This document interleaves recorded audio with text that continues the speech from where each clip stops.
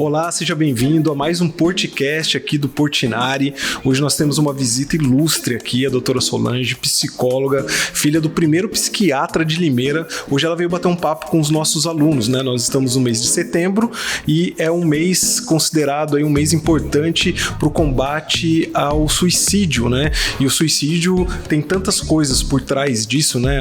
As doenças mentais, os problemas emocionais, e a gente vai falar um pouco sobre isso aqui, como você faz para identificar, como você faz, em que momento você deve procurar uma ajuda, por exemplo. Então a gente vai bater um papo sobre isso. Tudo bem, doutora? Graças a Deus, tudo bem. Então você começou falando lá, até eu que sou novo aqui em Limeira, foi uma surpresa saber que você é filha do primeiro psiquiatra. Eu queria que você contasse um pouco dessa história pra gente. Eu sou filha do primeiro psiquiatra de Limeira, que é o Dr. Fernando Regis Dantas, falecido há 20 anos, e leva o nome dele, inclusive tem o nome dele no ambulatório de saúde mental da cidade, né? Porque foi o primeiro psiquiatra idealizando o tratamento adequado para as doenças mentais que até então eram tidas como doença de louco, né? E felizmente conseguimos, de lá para cá, muito mudou, né? Hoje as pessoas têm consciência de que nós somos corpo e mente, não tem como separar, né? Se você não estiver legal da cabeça, no sentido de estar com pensamento negativo, estar triste e tal. Não adianta você estar com um corpo bonito, saradão e tal, e ao contrário a mesma coisa, né? Não tem como você estar com uma cabeça boa se você estiver cheio de ferida, de dores e tudo mais. Então nós precisamos buscar esse equilíbrio, porque corpo e mente não se separam. Então, naquela época, era tido como médico de louco. Hoje, a gente ainda tem um certo preconceito, tem pessoas que procuram todos os outros especialistas para, por último, procurar o psiquiatra, né? Porque ainda acham que eu não tô louco, porque acha que vai ser motivo de chacota, de gozação. Mas, felizmente, e graças a trabalhos como esse que a Escola Portinari vem fazendo, a gente vai conscientizando as pessoas de que todos nós temos a parte da mente. Não tem como você separar, corpo e mente não se separam. Então hoje a gente percebe que as pessoas vencem essa dificuldade e procuram a ajuda correta quando precisam daquilo. Se você está com dor de dente, não adianta você procurar o médico, tem que procurar o dentista.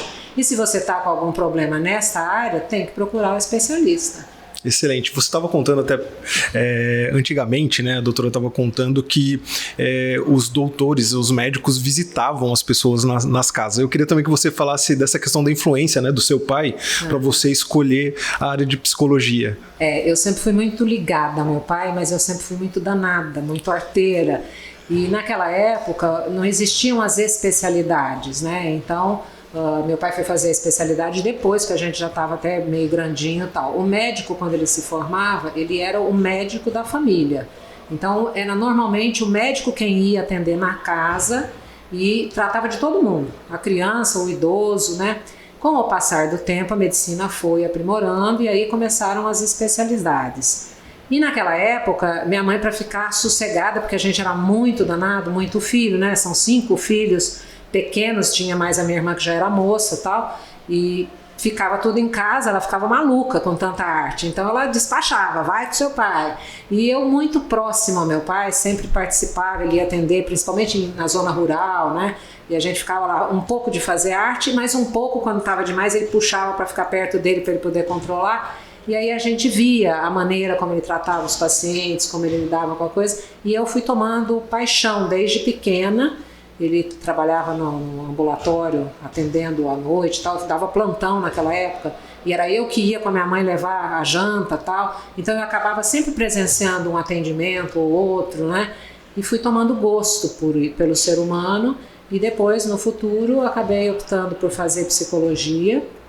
Ele era o primeiro psiquiatra de Limeira, sempre muito voltado ao ser humano, ele sempre valorizava muito, ele falava, se remédio só resolvesse, rico não tinha problema, compra o que precisar, manda buscar onde for, se não tiver o lado humano, se não tiver aquela coisa de olho no olho, ouça o paciente, deixe ele falar para você ver o que você pode fazer para ajudar, não rotule, né? Ele é isso, ele é depressivo. Não, ele está com depressão, ele não precisa necessariamente ser depressivo, ele vai tratar, ou ela, e vai ficar bom, né? Então eu acabei por me apaixonar por essa área, pela área da psicologia e tal, e tive a felicidade de dar tempo de trabalhar junto com ele, desenvolvermos vários projetos que eram dele, né? Inclusive o ambulatório de saúde mental da cidade leva o nome dele, porque foi ele quem criou, quem idealizou e quem colocou funcionando, né? E naquela época não tinha nem o prédio, o que prova que quando a pessoa quer e acredita num sonho, ela consegue realizar. Começou com uma salinha no posto de saúde, era o que tinha, mas ele ia improvisando, usava tiro de guerra para fazer atividade física, usava o cinema para fazer, e foi indo até que chegou o momento que infelizmente ele não presenciou, porque quando ficou pronto o ambulatório de saúde mental que leva o nome dele, infelizmente ele já havia falecido. Bom, doutor, agora eu queria entrar na questão de saúde mental mesmo, né? Como que a pessoa faz para identificar que ela está saudável, mentalmente eu estou saudável, não preciso buscar ajuda ou tomar alguma outra atitude, ou não, ou o contrário, né? Como que eu faço para identificar que, não estou bem emocionalmente? É por isso que a gente fala que é muito importante estar falando sobre esse assunto, não só para uma pessoa, mas sim para aquelas pessoas que possam ser multiplicadores de informações, porque, por exemplo, existem pessoas que têm essa consciência, percebem que estão tristes, que já não tem ânimo para fazer as coisas, para levantar da cama é um tormento, às vezes até para tomar banho é uma tortura, a pessoa fala, eu não vou a lugar nenhum, por que eu tenho que tomar banho? Então, assim, começa aquele desânimo, aquela coisa. Então, por que é importante todas as pessoas terem um pouco desse conhecimento? Porque às vezes você está com um filho dentro da sua casa e que está passando por um problema sério que você não percebeu, porque ele não falou, e ninguém está livre, todo mundo tem problema e tem dificuldade, mas através do comportamento você começa a perceber, peraí, tem alguma coisa de errado. Às vezes seu filho ou sua filha foi vítima de bullying, né? E não quer contar, mas está mal, tá sofrendo com aquilo. Como é que eu vou identificar se a pessoa não falar? Então, por isso que é importante não só a gente ter consciência do que eu tenho que fazer, mas principalmente orientar as outras pessoas com quem a gente convive, para que às vezes ela seja a pessoa que vai identificar. Normalmente é mudança de comportamento, é aquela pessoa que estava sempre dando risada, brincando, e de repente, de uma hora para outra, começa a ficar chorosa, não tem vontade de sair, não tem vontade de fazer aquelas coisas que antes fazia com facilidade, com prazer. Algumas pessoas comem compulsivamente porque é uma fuga, outras, ao contrário, não querem comer nada.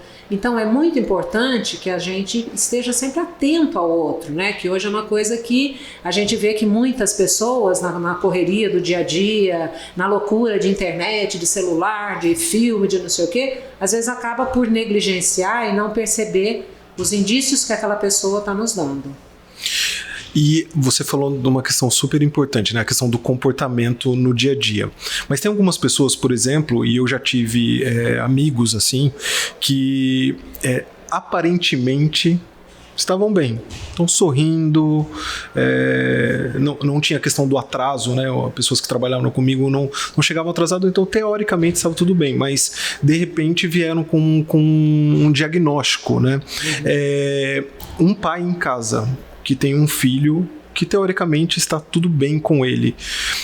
Tem alguns sinais, mesmo que pequenos, que você poderia indicar aqui, que o pai possa ligar ali e falar assim, não, opa, tem alguma coisinha acontecendo e eu preciso ficar mais de olho? É muito importante que os pais tenham em mente que mesmo com a correria, com a loucura do dia a dia, a gente precisa estar sempre atento aos filhos, porque muitas vezes eles não vão nos falar absolutamente nada. Você que tem que ter a sensibilidade de perceber que está acontecendo alguma coisa. E dependendo da idade, da fase, não adianta você sentar como nós estamos aqui e você perguntar o que aconteceu, eu estou vendo que você não está bem, porque não vai falar. Muitas vezes não fala, dependendo do relacionamento, às vezes não tem essa liberdade, não é porque o pai ou a mãe não deu, mas às vezes a criação tal, acaba falando para um amigo, mas não fala em casa. Então é importante sempre a gente estar atento ao comportamento dos filhos, porque os pais percebem nas pequenas coisas. Às vezes ele não vai dar um sinal grande de alerta que você fale, não, peraí, eu vou na escola procurar saber se aconteceu alguma coisa. Você tem que tentar ver se você tira da pessoa de uma forma bem indireta, não adianta chegar com um questionamento. O que aconteceu? O interrogatório não vai funcionar, principalmente se for adolescente, né? Então tem que tentar aos poucos ver se vai abordando pelas laterais e se não conseguir e você está percebendo que tem alguma coisa, Não é questão de, tô me intrometendo na vida, não. Mas tenta ver o melhor amigo do seu filho, ou a melhor amiga da sua filha. Escuta, tá acontecendo alguma coisa, eu tô achando minha filha muito triste, o que eu posso ajudar? Tente descobrir, tente conversar. Aí vai muito do relacionamento pais e filhos, né? Tem pais que não têm facilidade para conversar com os filhos, parece que tá com uma batata quente na boca. Então isso é importante, a gente tentar vencer, superar, porque os pais são os primeiros a perceberem, se estiverem atentos. Senão é sempre a escola que nota, né? Então, se tem dificuldade, esteja sempre em contato com a escola, que é o melhor parâmetro que tem. Não está acontecendo nada, mas você está percebendo? Procura o professor, ou procura o administrador, alguém, fala, olha, queria que prestasse um pouco de atenção, eu estou achando meu filho muito triste, ou eu estou achando que está com algum problema que eu não estou conseguindo.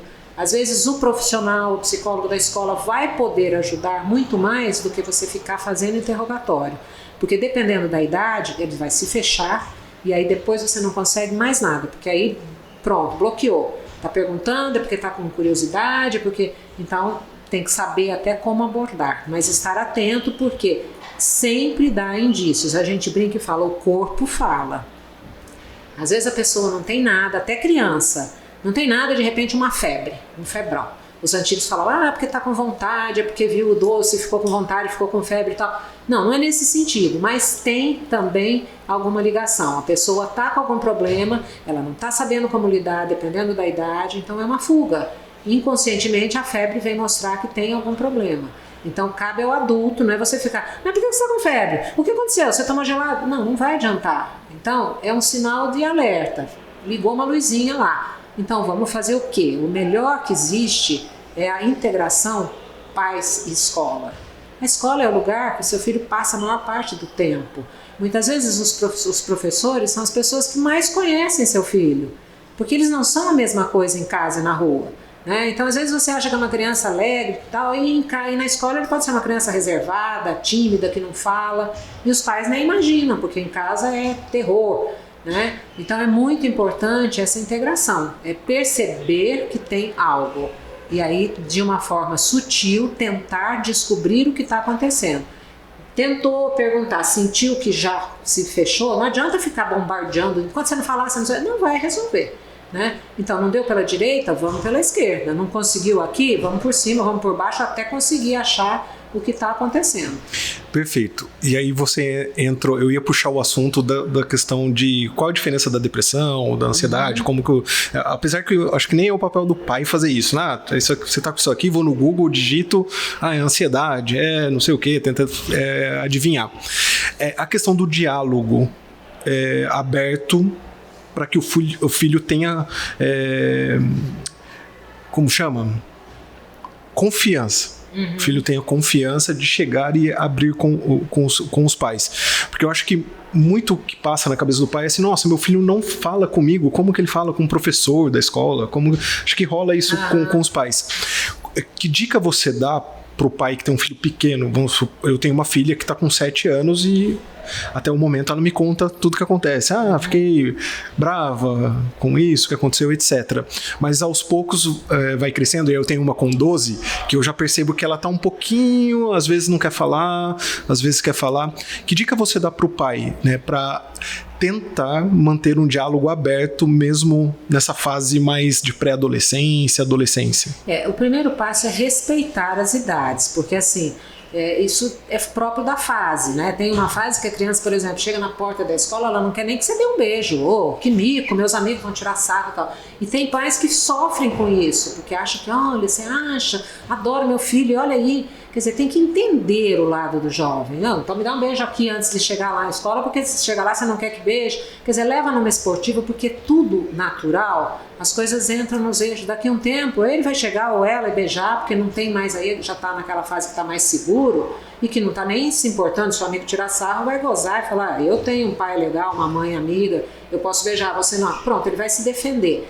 Mas tem pais que entram em depressão, meu filho não quer mais que eu beije, não sei o que, se mantém distante. Então não, é saber respeitar os momentos que a criança, o jovem, o adolescente está passando, mas estar atento, não criticar, porque tem muito pai que fala assim, eu converso com meu filho. Não, você não conversa, você aproveita para dar uma aula, um sermão, e aí ele não quer isso. né? Ele está te contando uma coisa, se você achar que não está muito legal, espera o momento certo para você saber como abordar, falar, olha, aconteceu isso com o fulano, a mãe dele me contou isso, mas aconteceu tal coisa. Quer dizer, tem um pouco de sutileza para abordar, para tentar mostrar no outro, e não chegar para ele e falar, não faz isso, que isso é... Bom, você bloqueou. Na próxima vez ele não vai te contar, porque ele continua achando que é assim que tem que fazer e já sabe que você vai dar o contra. Então é aprender a lidar com o jovem. É claro que se você percebeu que tem alguma coisa, na hora certa você vai criar um momento que não vai ser aquele onde ele está comentando com você, porque senão ele vai falar, pô, meu, tá um chato, não conto mais nada para ele. Ninguém gosta de ser contestado. Mas aí você espera, no outro dia você dá um jeito de tocar no assunto, comentando, nossa, lembra onde que você contou para mim? Coincidência, eu conversei com uma amiga na escola e aconteceu assim, assim, assim. Fica esperto, porque ó, com o filho dela aconteceu tal coisa. Então, assim, você tenta mostrar o que pode acontecer como se tivesse acontecido com alguém e você está só contando. Porque senão você passa de pai chato, que é normal. As crianças, você chega numa fase que pai e mãe é velho, é ultrapassado, o legal é o amigo, entendeu? É normal. Não adianta você ficar dando sermão, você vai crescer, um dia você vai ser pai, você vai ver, você vai dar valor. Você passa pelo pai chato, aí você tá falando, eu sou mesmo, velho, careta, chato. Então, tentar ser sutil e procurar ser amigo do filho. Ser amigo do filho não significa você dar tudo que ele quer ou fazer tudo que ele pede. Existe diferença entre amizade e respeito a pai e mãe. E a gente vê muito hoje, infelizmente, essa desigualdade, porque alguns pais acham que para serem amigos do filho, eles deixam de ser os pais. E aí amigo é aquele que pode tudo, é que zoa, que faz bagunça, que não tem limite. Pai e mãe tem que colocar regra, tem que colocar limite, tem que educar. Então você não vai ser o chato, mas você não pode ser o amiguinho, você não pode competir com o colega. Então ele tem que entender, ou ela, que existe essa diferença. E se você conseguir manter uma coisa saudável, a vida segue, é normal. Desde que o mundo é mundo, tem pai, tem mãe e tem problemas. A gente tem que buscar orientação, buscar ajuda. Não está sabendo como lidar? Procura a escola. Escuta, estou sentindo isso. Vocês estão notando alguma coisa? Porque na escola é o lugar que primeiro aparece. Ah, nós percebemos sim, outro dia brigou com um amigo, que é amigo faz tempo, mas ficou nervoso. Está acontecendo alguma coisa. Então me ajuda, o que a gente pode fazer? Busca ajuda, porque ela vem e a gente passa por cima do problema, porque problema e dificuldade existe e vai existir sempre. Dependendo da idade, é uma fase, é um problema, vai mudando, mas eles existem sempre, né? Sim, perfeito. Ó, tá vendo, pai? Não seja ansioso, carente, e eu preciso puxar minha orelha, porque eu já falei isso pra minha filha. Quando você crescer, você vai ver, vai ter seu filho, vai passar mesmo. E eu ouvi isso dos meus pais e com certeza eles ouviram isso dos pais deles, né? Aí vira uma bola de neve.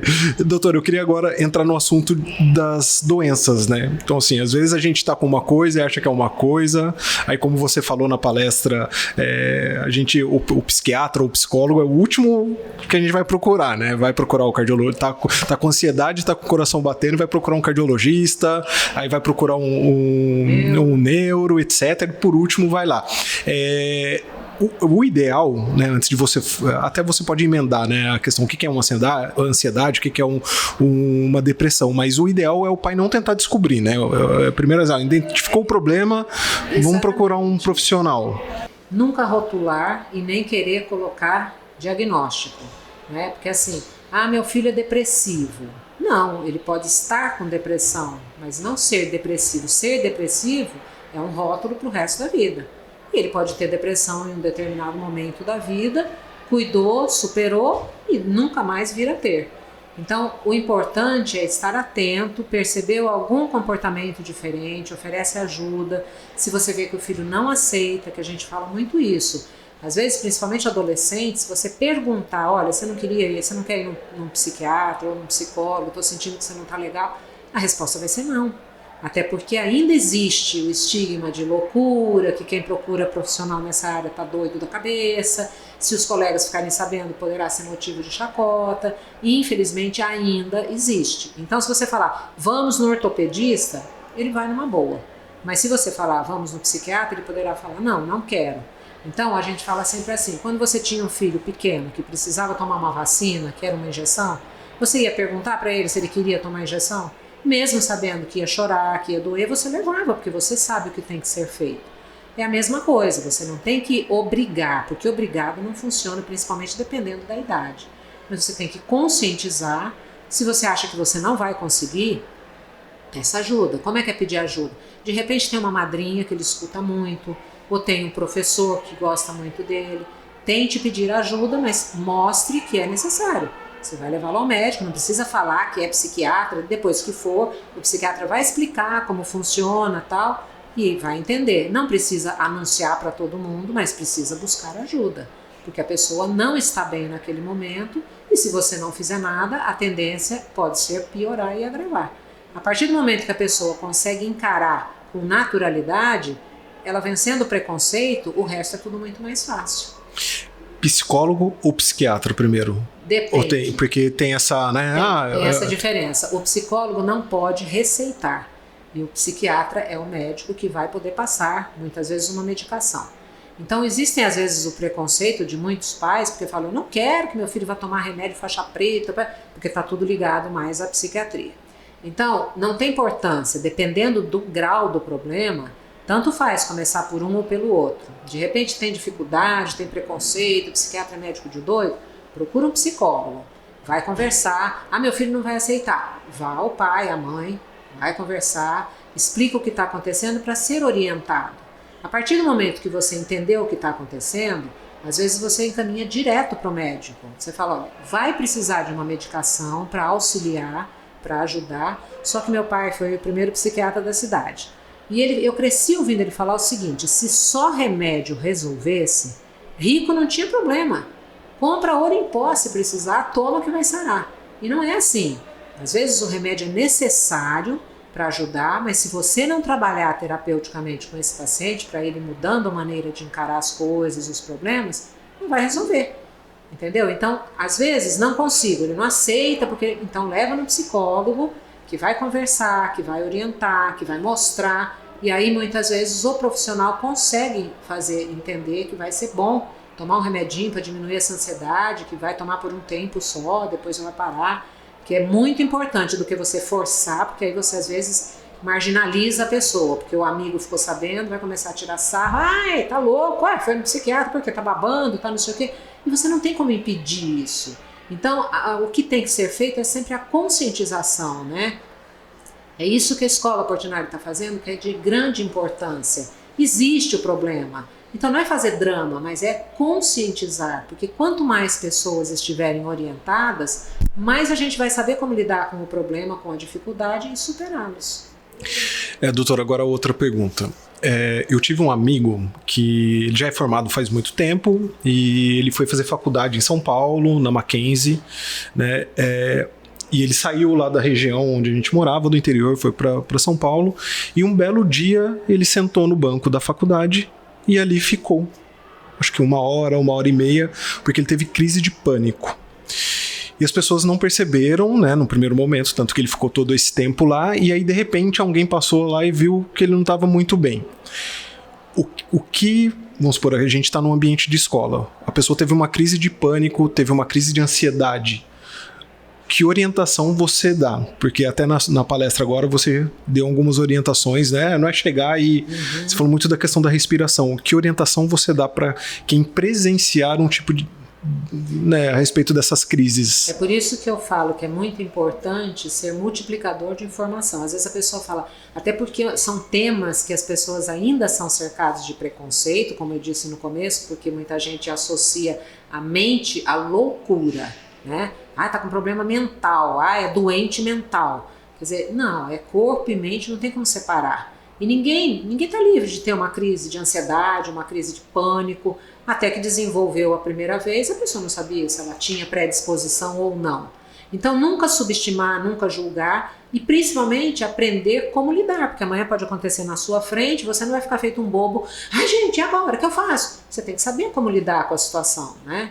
Então, sempre no primeiro momento, nunca alarme, nunca começar, porque senão você deixa o paciente pior do que ele já está. Quer dizer, calma, chega perto, o que você está sentindo? Vamos lá, vamos sair daqui, se de repente está num lugar que tem muita gente, muito barulho, a pessoa não está bem, você tem que tentar levar para um lugar mais silencioso, tentar conversar para você sentir o grau do problema. Às vezes a pessoa está numa crise tão acentuada que ela já não consegue nem falar, ela está com o olho estalado e em pânico realmente. Então é calma, é dar uma água, é tentar deixar o lugar ventilado para a pessoa respirar, tá muito, abaixa a cabeça, tenta forçar um pouquinho, deixa, respeita num primeiro momento. E depois é aquela coisa de oferecer o ombro amigo. Você não adianta você querer saber o que está acontecendo se a pessoa não quiser falar. Você está vendo que ela não está bem. Então tenta oferecer uma água, pergunta se está querendo alguma coisa, quer que ligue para alguém. Mostra respeito e não curiosidade, porque muita gente começa a ficar curioso. Mas por quê? O que você está sentindo? Mas fala aí. Não adianta, a pessoa não está bem, calma, deixa, não fica sufocando com pergunta, deixa num lugar arejado, pergunta se quer uma água tal, quer que chame alguém. Não quero. Então espera um pouquinho, vai passar, fica tranquilo tal. Fica por ali só mostrando, eu tô aqui, ó. Se quiser falar alguma coisa, só falar. Não mostre curiosidade, que não tem nada pior para a pessoa que não está bem, achar que ela tem que te explicar o que ela está sentindo. Agora, é claro que isso é um indício de problema. Se você percebeu isso, depois que a pessoa melhorou, você pergunta, você quer conversar, quer falar comigo? Você prefere que eu chame sua mãe, eu chame seu pai? O que você quer? Né? Então nós precisamos entender o lado emocional das pessoas, porque a qualquer momento isso pode acontecer. Pode acontecer com um funcionário na sua casa, pode acontecer com uma pessoa do lado, um vizinho do lado, e a pessoa vem te chamar para ajudar e você não sabe o que fazer. Então não adianta alarde, não adianta ficar questionando, a pessoa não está bem naquele momento, evitar bombardear, dar uma água, senta aqui, respira, tá, abana um pouco e tal, que a tendência é melhorar. Agora, melhorou, você não pode ignorar. Foi um indício de problema que pode acontecer mais acentuado. Então aí é hora de dar uma investigada, procurar saber se isso acontece com frequência, procurar saber se houve um motivo para desencadear aquilo, perguntar para a pessoa se ela quer conversar. Às vezes ela não quer conversar com você, mas ela precisa conversar com alguém. Então tenta ver se uma outra pessoa consegue, tem mais afinidade, ou uma amiga, chamar, pedir, ó, vai lá, tenta conversar, ver se você descobre o que está acontecendo para a gente poder ajudar. Então, a partir daí você vai saber o que fazer. Chama a família, vai direcionar, vai mostrar, olha, aconteceu isso, deve precisar de ajuda, procura ver, tal, porque todos nós podemos passar por uma crise em algum momento desencadeada por alguma situação que não necessariamente, ó, vai acontecer isso, vai ter a crise. Às vezes para você foi do nada, mas para a pessoa, ela, por exemplo, já estava no limite dela, às vezes já está passando por algum conflito, brigou com o namorado, ou está com um problema em casa, que ela não vai falar. E aí aconteceu uma coisa pequena, que pode parecer uma coisa insignificante para todo mundo, mas para aquela pessoa foi o gatilho que faltava para desencadear uma crise. Entendeu? Tá, eu falei lá no começo da questão de a gente saber a diferença, né, que você falou que são doenças primas, né? Quais são as principais hoje e qual é a diferença básica, assim, entre elas? Na realidade, a parte de doenças mentais, elas estão ligadas, e eu brinco, eu falo que as doenças são primas entre si, porque assim, a gente tem ansiedade, a gente tem transtorno bipolar, tem depressão, tem uma série de doenças que se você procurar quais são os sintomas, você às vezes fica na dúvida, porque você fala, nossa, mas a fulana também tinha isso aí, não é nenhuma dessas aí, é outra, né? Então, os sintomas são parecidos e é por isso que é importante um diagnóstico bem feito para fazer um tratamento adequado. Porém, eu sempre falo, vamos parar com rótulo. Tem gente que fica assim, ai, minha filha é bipolar. Se você perguntar para a pessoa o que é bipolar, ela não sabe exatamente o que é bipolar, mas já rotulou o filho de bipolar. Então a gente fala, escuta, está passando por um problema que está deixando depressivo, vamos cuidar, que não quer dizer que ela seja depressiva, senão vai levar o rótulo para o resto da vida. Minha filha tem transtorno do pânico. Quantas vezes desenvolveu isso? Teve uma vez, nunca mais. Então não vamos rotular, né? Mas o importante é a gente entender como ser humano, procurar perceber aonde estão os problemas, as dificuldades e tentar ajudar naquele momento. Não adianta você deixar acumular um monte para depois tentar fazer tudo de uma vez. Meu filho está passando por isso, chora o tempo todo, às vezes teve algum problema e às vezes não teve absolutamente nada, porque as pessoas tendem a achar assim, por que está assim? Teve que acontecer alguma coisa para estar assim? E não é. Uma pessoa, por exemplo, que tem tendência a ser depressivo, pode estar tudo bem na vida dele, não tem nada que está faltando, está tudo em ordem e de repente está numa crise horrorosa de depressão. Então o leigo muitas vezes não tem motivo, é frescura, esse menino é falta do que fazer. Quantas vezes a gente escuta isso? Por quê? Porque não entendem que isso é uma doença. Então, a pessoa precisa de ajuda, muitas vezes precisa de tratamento, porque tá necessitando alguma medicação, que está faltando, entendeu? Então, é isso que precisa ser feito, conscientizar, sem alarde, mas também sem deixar passar batido, ignorar como se fosse normal, entendeu? Entendi. Então, ou seja, diagnóstico e tratamento é com o especialista. Exato. Né? Agora, falando sobre prevenção, é indicado, vamos supor, eu não tenho, teoricamente estou saudável emocionalmente, não tenho grandes problemas, sei identificar, sei lidar quando esses problemas ocorrem, mas eu quero iniciar consultas com um psicólogo. Isso é válido? O que você indica como um trabalho preventivo? Assim, para eu manter a minha mente saudável, né? A gente estava até comentando sobre o impacto das notícias negativas diariamente, né? Então eu estou ali diariamente vendo e absorvendo esse conteúdo. Você comentou até a respeito dos jogos, né? Que a criança vai lá e vê o jogo à noite, aí tem alguma coisa, e aí no outro dia acorda ou começa a ter dificuldade para dormir. O que eu posso fazer para prevenir ficar mal emocionalmente e mentalmente? As pessoas brincam, né? Eu falo, gente, se todo mundo pudesse fazer uma terapia, seria fantástico, né? Mas a gente sabe que nem todo mundo tem acesso e muitas vezes as pessoas não buscam aquilo que elas não sentem necessidade. De repente, numa fase da vida, a pessoa sente essa necessidade e fala, pô, eu não estou sabendo lidar com meu filho, jovem, adolescente, eu preciso de orientação, eu preciso desabafar com alguém, senão eu vou explodir, porque eu vou brigar com ele. Então a pessoa tem que entender que ela não precisa ter problemas para buscar ajuda. Se ela tiver condições de fazer uma terapia, e condições que eu digo não é só financeira, porque hoje existe na rede pública, existem vários convênios que cobrem, então é preciso que a pessoa tenha esse desejo, porque forçado nada funciona, não é uma coisa obrigatória que falou, você precisa fazer, você teve um filho, agora você é obrigado a fazer terapia, senão você não vai saber lidar. Mas se você tem a facilidade e tem uma mente aberta, porque tem ainda muita gente preconceituosa, que fala, você tá louco, se alguém me ver sair do seu consultório, vai falar que eu tô doido, ou que eu tenho filho com problema com droga, e tem o próprio preconceito, né? Mas para muita gente cabeça boa e fala, não, meu convênio cobre, eu vou fazer umas sessões sim, que eu acho que vai ser legal, tal, é uma ajuda, assim como tem escola de pais, né? A pessoa fala, ninguém sabe como que vai ser pai, depois a gente começa na raça, mas existem alternativas, né?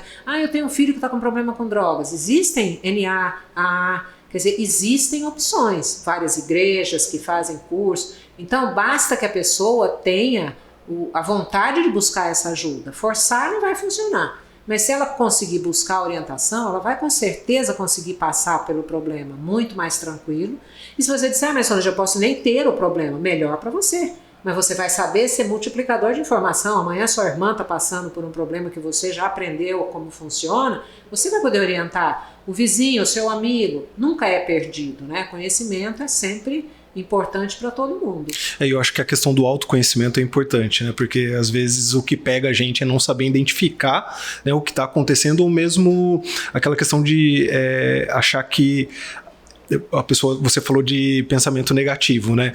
A pessoa ela não quer ter pensamentos negativos, né? E isso é impossível, né? Porque o dia a dia é saber aprender a lidar com eles, né? Não ficar acentuando, né? Aquela pessoa negativa que fica reforçando o dia inteiro. Não, peraí, eu tenho que afastar o pensamento da minha mente. Eu tô com um pensamento ruim na cabeça, eu vou ficar dando asas para minha imaginação só naquilo. Eu tenho que desviar o pensamento, liga uma música, vai conversar com alguém, vai tomar banho, lava a cabeça, muda o foco, né? Mas eu tenho que aprender a lidar, porque a vida é assim, eu não tenho como viver num mar de rosas, nunca vou ter problema, não existe isso. Por melhor que a família do vizinho seja, eles têm problema e dificuldade.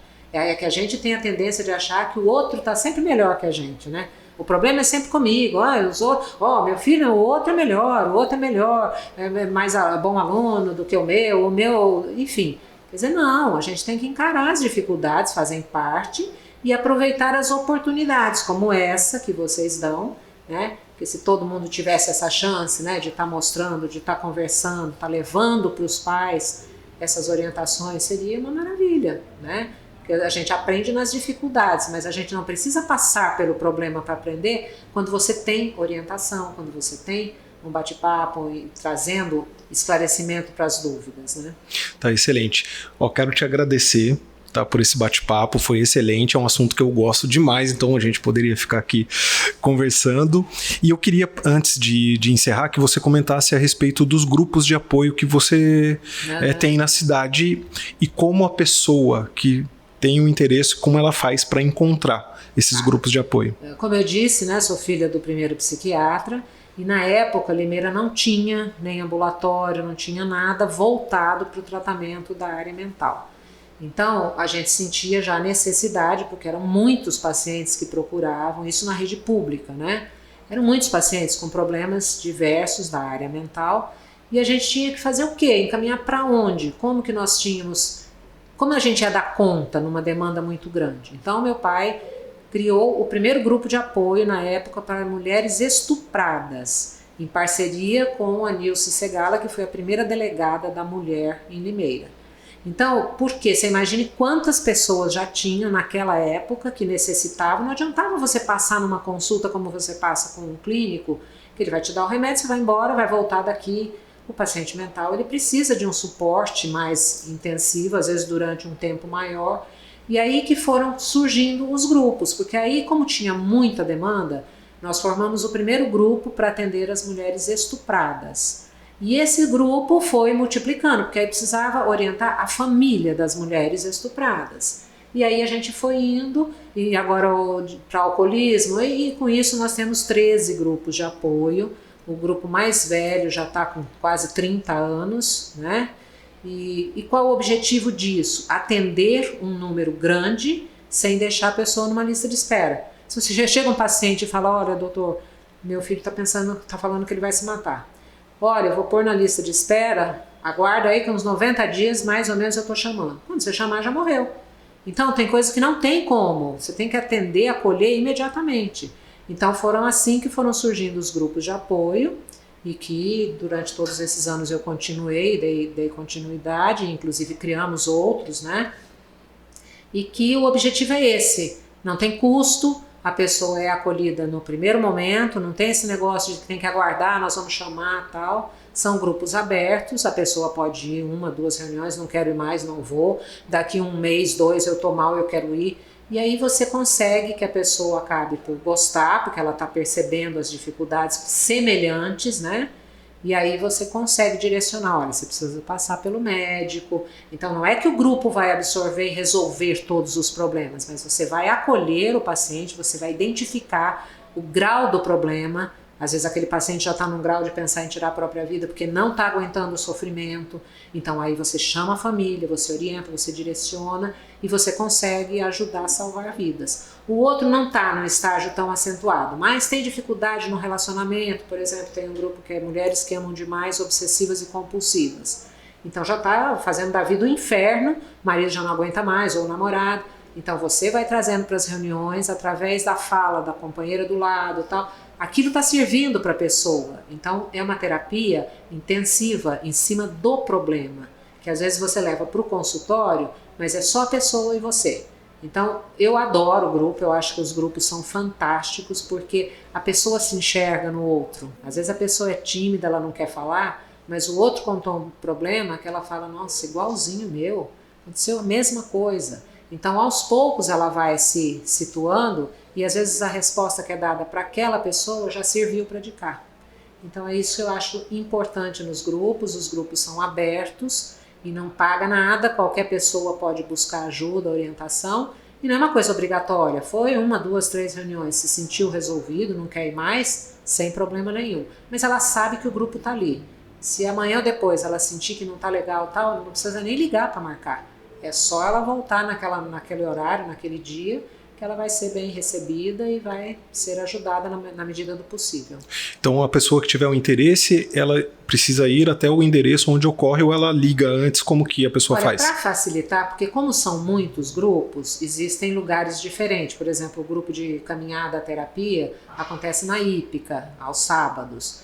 Então o outro de câncer, no Postão. Então para facilitar, o mais certo é ligar no consultório, vai falar com a Juliana e a Juliana vai esclarecer, direcionar certinho qual é o dia daquela reunião, qual é o horário, e aí a pessoa vai sem precisar de papel de encaminhamento, sem precisar de nada. Então, assim, tá com problema, não consigo marcar consulta, tá difícil, vai demorar, busca orientação, vai no grupo, o grupo é aberto, não vai pagar nada e vai ser orientada para ver qual é o caminho. Muitas vezes vai passar pelo médico, vai tomar remédio, mas o importante é continuar com a terapia. Porque aí sim você tem um resultado mais rápido do que só tomar o remédio. Tá, perfeito. Então a gente vai colocar na tela um número para você ligar e falar direto com a Juliana. Inclusive a Juliana está conosco aqui. Você não consegue ver, mas ela está aqui com a gente hoje. E quais são esses 13 grupos, os temas desses 13 grupos, só para as pessoas se situarem também e saber se vai... Nós começamos com o grupo de depressão, drogas e álcool, que a princípio era só drogas e álcool, que é para familiares, né? Não é para quem tem o problema, é para a família, porque a família adoece junto. E aí a gente percebeu que muita gente não ia porque preconceito. Então a gente colocou depressão, drogas e álcool. Aí pronto, aí todo mundo vai porque qualquer coisa eu tenho problema de depressão na família. Então esse foi o primeiro grupo que a gente formou. Trabalhei em clínica de recuperação tal, e senti a necessidade de orientar e cuidar do familiar, porque se você não cuidar do familiar, você não recupera o paciente. É importante essa troca, né? Tanto pai, filho, mãe, enfim.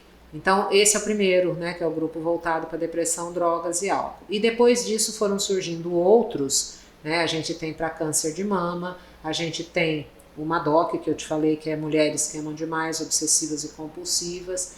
A gente tem para doenças autoimunes, e a gente aí foi intercalando com, por exemplo, cantoterapia, dança-terapia, arte-terapia, teatro-terapia, que são o quê? Não adianta você ficar reunindo toda semana para ficar falando só de depressão. Pô, depressão só vai matar a pessoa de tanta depressão, de tanto falar de coisa ruim. Então não, você fala do problema, mas você também tem alternativas para fazer com que a pessoa supere tudo isso. Então, através desses grupos, por exemplo, de dança, de canto, as pessoas liberam, né, endorfina quando você está dançando, quando você está cantando, e o grupo ajuda muito isso. Às vezes a pessoa é travada, é dura, ela vai falar, eu não vou dançar nada, e não é dança de salão homem e mulher. São exercícios com música, com professora de educação física, com profissional capacitado para fazer aquilo, para não falar, deu uma dor aqui porque fizeram errado. Não. E a pessoa acaba se entrosando, libera endorfina, aquilo vai fazendo com que ela vá melhorando, ela começa a falar mais do problema dela, ela vê que não é só ela que passa por isso. E aí existem várias opções, porque às vezes a pessoa detesta dançar, mas ela gosta de cantar, então tem o grupo de canto. Então existem as alternativas voltadas exatamente para isso, mas não quer dizer que a pessoa que passa por um grupo, necessariamente ela tem que participar de outro. A gente tem o grupo de hepatite, que a pessoa recebe um diagnóstico, ela não sabe como lidar com aquilo. Então, todos eles são voltados a trabalhar a autoestima do paciente. Porque o problema todo mundo tem. Se você está sofrendo porque você está com câncer, você está sofrendo, e o outro que está com hepatite também está sofrendo. Não tem como mensurar o sofrimento desse é maior do que esse. Então você tem que trabalhar a vida, você tem que trabalhar a conscientização. Você está com problema, mas não é só você, olha quanta gente. Então vamos buscar, olha, fulano fez isso, deu certo, busca ajuda, busca orientação. E aí você consegue, muitas vezes, trabalhar a autoestima da pessoa, ela consegue enfrentar o tratamento de cabeça erguida, acreditando que o tratamento vai surtir efeito, e na maioria das vezes surte mesmo. E a partir de que idade? Então não tem idade, a gente na maioria das vezes não tem criança, né? Normalmente quando você tem um problema com um filho criança, aí normalmente é o adulto quem procura ajuda, porque normalmente os grupos acontecem à noite, tirando alguns que são durante o dia, mas não são voltados para criança. Adolescente tudo bem, mas a partir de uma certa idade. Então a orientação é feita para que você vá pondo em prática, por isso a importância de estar voltando.